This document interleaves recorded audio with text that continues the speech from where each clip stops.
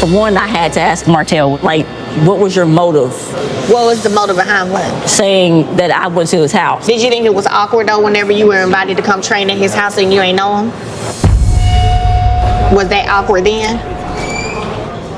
I can't say I didn't know him. I knew of him because I grew up with Tez. We both went to school and stuff together. Okay. And then my sister went to Butler with him too. But you didn't know him. You knew of him. Yeah, I mean, I go to his house all the time. I still do. Training? Yeah. So Yeah. what year did you go train him at his house? 2020. 2020? What month? That's a good question. I don't know.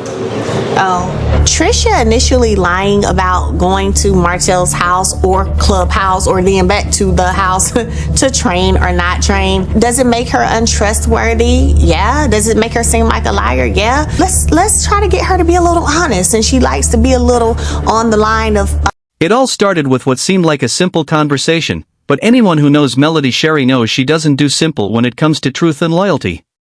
This moment between Melody and Tricia wasn't just casual talk over food, it was a quiet storm brewing. Melody wanted answers.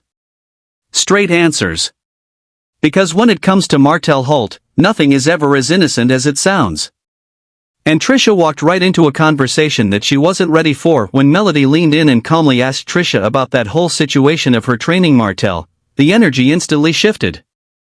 You could feel the tension through the screen. Melody wasn't raising her voice or causing a scene. She didn't need to. Her presence alone, that calm confidence mixed with curiosity, was enough to make Tricia fumble. Because Melody's questions had weight, they weren't random. They came from a woman who's been through too much deceit, too many lies, and way too much gaslighting to ignore even the smallest inconsistency. Tricia tried to keep her cool, but it was clear that she was not expecting Melody to remember every little detail. Melody asked her directly, "What was your motive, Martell? What was the point of saying I went to your house? What exactly were you trying to do with that statement?" And the way she looked across the table, you could tell she already knew the answer, but she wanted to see if Tricia could handle being honest. Tricia's explanation started off shaky from the beginning. Melody questioned if it felt awkward for her to go to Martell's house for training, especially considering she didn't really know him like that. But Tricia, trying to keep her story straight, insisted that she did know of him. She said she grew up around him, that they went to the same school, that her sister even went to Butler with him. But here's the thing, knowing of someone isn't the same as knowing them personally. Melody caught that. You could see it in her face. Melody wasn't being messy, she was being methodical. Every question had a purpose. Every follow-up was her way of peeling back a layer, watching to see where Tricia's story would crumble. And crumble it did. Tricia tried to play it off, saying she went to Martell's house all the time and that she still does, claiming it was all about fitness, all about training. But then when Melody pressed for specifics, the year, the month, even what the house looked like, everything started falling apart. She said 2020. But when Melody asked what month, Tricia froze. That's when you could feel the entire room go quiet. She didn't know what to say. Melody just sat there, waiting, calm and collected, letting the silence do all the talking. Then Tricia tried to cover by saying she didn't remember. "That's a good question," she said. But that wasn't convincing at all. Because when someone's story is true, details come easily. The way Melody looked at her in that moment, it was the look of a woman who's been lied to before. She's seen this pattern play out too many times. The more Tricia talked, the more it became clear she was dancing around the truth. She couldn't remember the month. She couldn't remember the house details. Melody pushed a little more, asking which house she went to, because if there's one thing we know about Martell, he's had more than one house situation over the years.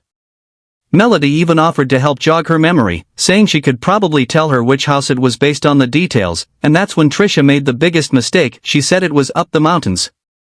Now, anyone who's been following this show knows exactly what that means. Martell's house in the mountains wasn't just any house. That was the same one Melody left in April. Melody knew that timeline like the back of her hand. So, when Tricia said she was there in 2020 and couldn't remember the month but remembered it was chilly outside, Melody's brain was already putting the puzzle together. It was almost like watching a detective interrogate a suspect, except Melody did it with grace and a smile. She wasn't aggressive, she wasn't loud, but she was sharp. Every word, every question had intention. And Tricia's nervous laughter, her fumbling through details about the mountains and a typical driveway, just made her look even more suspicious. Melody called her out right then and there, because ain't no typical driveways on the mountains. Everyone who's been there knows those driveways are long, winding, and distinct. So, when Tricia tried to brush it off as if she just didn't notice, Melody knew she was either lying or trying very hard to avoid saying too much. Then Melody asked about the color of the house. Tricia said it was light, maybe white, maybe not. She couldn't quite remember, but she thought one of them was lighter than the other. That's when Melody quietly confirmed that was the exact house she left in April.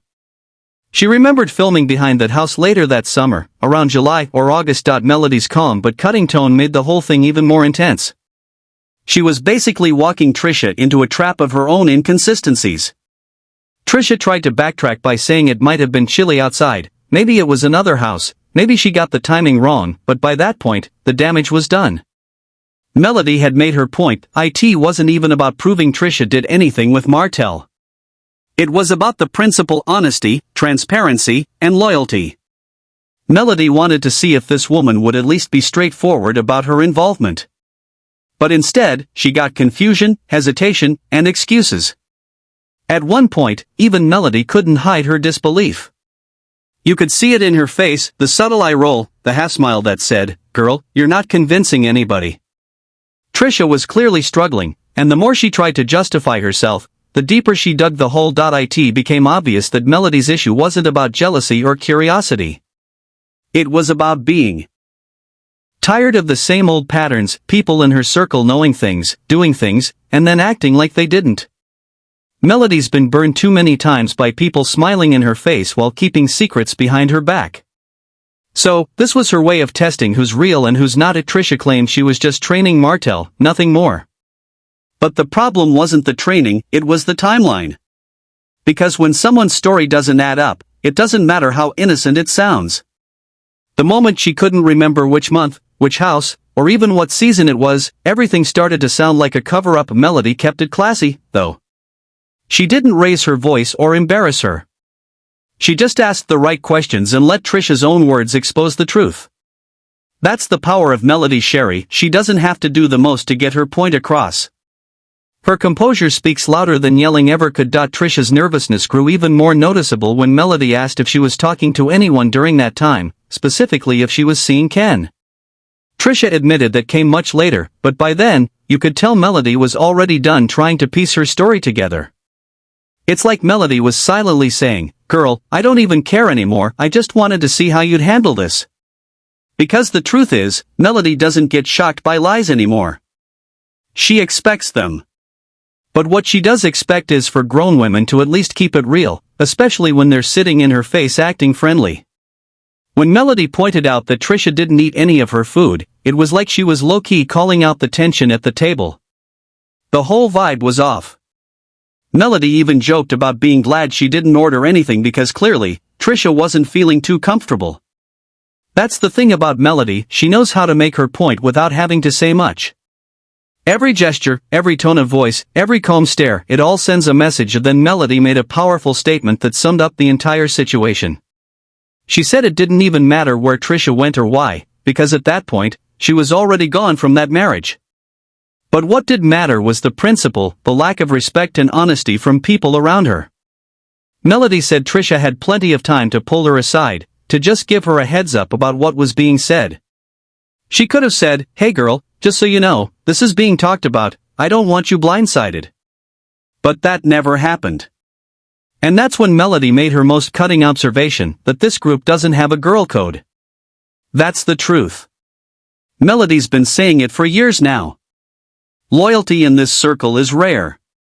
People smile in your face but never defend you behind your back. They talk about sisterhood, but when it comes time to show it, it's crickets. Melody's tone was calm but filled with disappointment. You could tell she wasn't surprised. She's learned the hard way that expecting loyalty from certain people only leads to frustration. But still, she said it because it needed to be said. It's a reflection of how broken the trust in this group has become. The deeper meaning of this whole scene wasn't just about Tricia and Martell. It was about how Melody's past still echoes through her present. Every time someone mentions Martell, every time someone's story doesn't line up, she's reminded of how manipulation and lies once ruled her world. She's not that same woman anymore, though. Now, she calls it out. She addresses it head-on. Tricia's body language said everything her words couldn't. She was uncomfortable, shifting, avoiding eye contact, and her laugh didn't match the tension in the air. It was nervous laughter, the kind people use when they're trying to make light of something serious. Melody, on the other hand, sat back, calm and collected, letting the truth unfold naturally. Fans watching this scene couldn't help but feel that Tricia was hiding something. Whether it was the real timeline, the nature of her training sessions, or just the full story, something didn't sit right.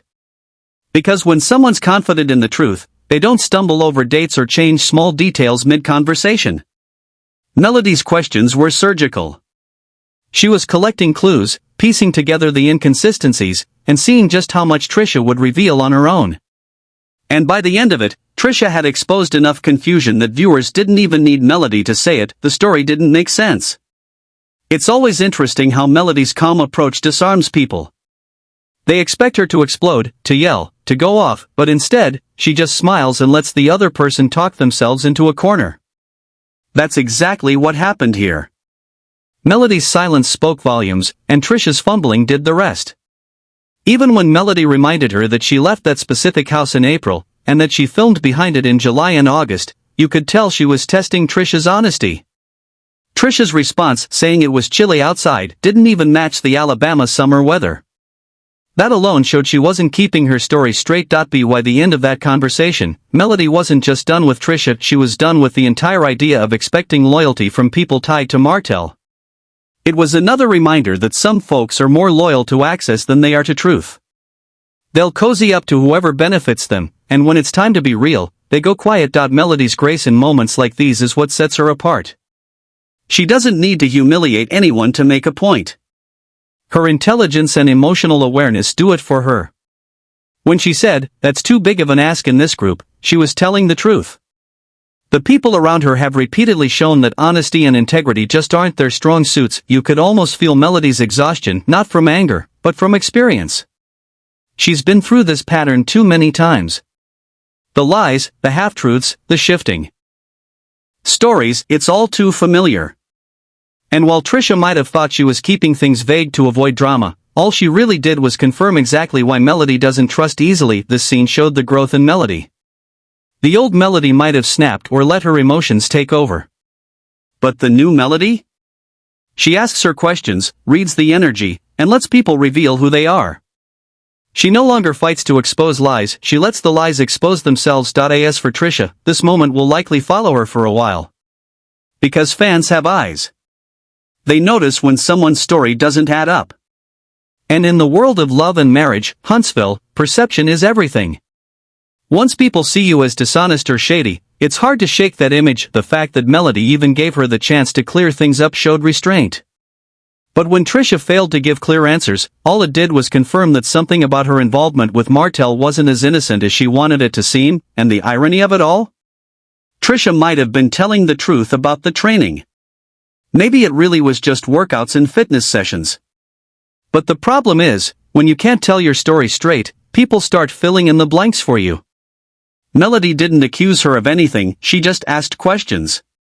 But Tricia's hesitation did all the talking. By the time the conversation ended, Melody had said everything she needed to say without saying much at all. Her composure was a statement. Her calm tone was her armor. She didn't need to defend her feelings or make a scene. She just let the truth sit there, heavy and undeniable. This moment wasn't about who went where or who did what, it was about respect. About honesty. About how easily people in this group forget the basic principles of trust. Melody reminded everyone watching that silence when you should speak is just as bad as lying, and that's why this scene hit so hard. It wasn't explosive, it was surgical. Melody picked apart the inconsistencies, exposed the lack of accountability, and made it clear she sees through all the fake loyalty. This wasn't about Martell anymore. It was about people who still orbit around his mess and act like they don't know how deep it runs. By the end, Melody was done talking. She said her piece, and her face said the rest.